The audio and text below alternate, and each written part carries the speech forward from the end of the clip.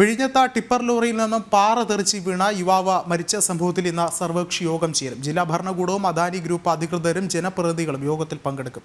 കൂടുതൽ വിവരങ്ങളുമായി ടിൻഡു ദാസ് ചേർന്നുണ്ട്. ടിൻഡു, എപ്പോഴായിരിക്കും ഈ ഒരു യോഗം ആരംഭിക്കുക? വിഷ്ണു, ഇന്ന് രാവിലെ 10 മണിക്കാണ് സർവകക്ഷി യോഗം ചേരാൻ തീരുമാനിച്ചിരിക്കുന്നത്. കളക്ടറുടെ അധ്യക്ഷതയിലാണ് ജനപ്രതിനിധികളും അതോടൊപ്പം തന്നെ അദാനി ഗ്രൂപ്പ് ലിമിറ്റഡിന്റെ പ്രതിനിധികളും ചേരുന്ന സർവകക്ഷി യോഗം ചേരുക.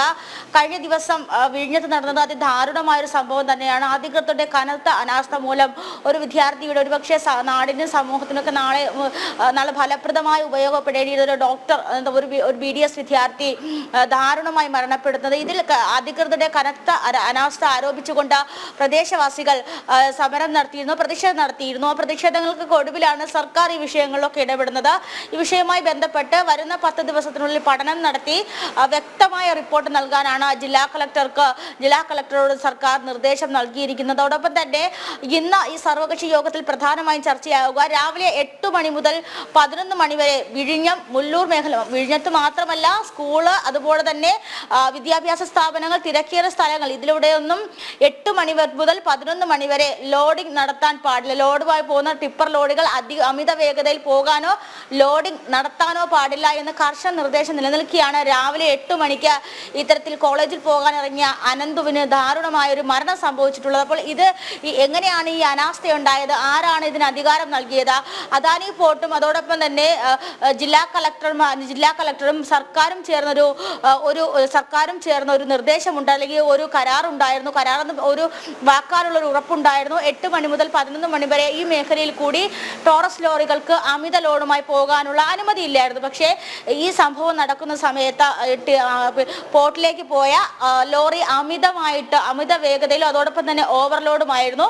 ഞാൻ കഴിഞ്ഞ മണിക്കൂറുകളിലൊക്കെ പങ്കുവച്ചതുപോലെ തന്നെ തമിഴ്നാട്ടിൽ നിന്നും കേരളത്തിലേക്ക് പാറകൾ കൊണ്ടുവരും, അത് ക്രഷറിയിൽ നിന്നും ഉടച്ച് ചെറിയ പാറകളാക്കി പോർട്ടിലേക്ക് കൊണ്ടുപോവുകയാണ് ചെയ്തത്. അപ്പോൾ രാവിലെ മുതൽ ഈ ക്രഷറികൾ കാത്തുകിടക്കുന്ന ലോറികളാണ് ഒരുപക്ഷെ ഓവർലോഡഡ് ആയിട്ട്, ഒരുപക്ഷെ അമിതമായിട്ട് ഒരു ലോറിക്ക് താങ്ങാവുന്നതിലധികം പാറകൾ കയറ്റി അമിത വേഗതയിൽ വിഴിഞ്ഞം, മുല്ലൂർ തുടങ്ങിയ ദേശീയപാത വഴി അമിത വേഗതയിലാണ് തുറമുഖത്തേക്ക് വരുന്നതും. തുറമുഖത്തിന്റെ കവാടം എത്തുന്നതിന് മുന്നേ തന്നെ ഒരു കുത്തനെയുള്ള ഇറക്കമുണ്ട്. ഈ ഇറക്കത്തിൽ വെച്ച് ലോറികൾ അമിത വേഗത നിയന്ത്രിക്കാൻ ശ്രമിക്കുകയും നിയന്ത്രണത്തിൽ പെട്ടെന്നുണ്ടാകുന്ന ആഘാതമാണ് ഇത്തരത്തിൽ കല്ലുകൾ താഴേക്ക് വീഴുകയും ചെയ്തു. സമാനമായ രീതിയിൽ മരണം സംഭവിച്ചിട്ടില്ല എങ്കിലും കല്ലുകൾ വീണ് അപകടങ്ങൾ ഉണ്ടായിട്ടുണ്ട്. ഒരു യുവതിയുടെ കാല് നഷ്ടപ്പെട്ടിട്ടുണ്ട്, അതോടൊപ്പം തന്നെ ഒരു വഴിയാത്രക്കാരന് പരിക്ക് പറ്റിയിട്ടുണ്ട്. ഇത്തരത്തിലുള്ള സംഭവങ്ങളൊക്കെ ഈ മുല്ലൂർ മേഖലകൾ പതിവാണ്. ഒരുപക്ഷെ അവസാനമായി അനന്തുവിന് ഇത്തരത്തിൽ ദാരുണമായ സംഭവം ഉണ്ടായതിനു ശേഷമായിരിക്കണം ഈ വാർത്തകൾ കൂടുതലും പുറം ലോകം അറിയുന്നത്. അപ്പൊ മുല്ലൂർ, വിഴിഞ്ഞം തുറമുഖ മേഖലയുമായി ബന്ധപ്പെട്ട അല്ലെങ്കിൽ ആ മേഖലയുമായി ബന്ധപ്പെട്ട ലോറികളുടെ അമിത വേഗതയും പാച്ചിലിനെയും പറ്റിയൊക്കെ ഒരു ശാശ്വത പരിഹാരം ഉണ്ടാക്കാനായിട്ടാണ് ഇന്ന് 10 മണിയോടുകൂടി സർവകക്ഷി യോഗം ചേരുക. യോഗത്തിൽ അനുയോജ്യമായ തീരുമാനം ഉണ്ടായില്ലെങ്കിൽ പ്രതിഷേധവുമായി മുന്നോട്ട് പോകുമെന്നാണ് നിലവിൽ ഇപ്പോൾ പ്രദേശവാസികളും വീട്ടുകാരുടെ ഭാഗത്തു നിന്നുള്ളൊരു അറിയിപ്പ്.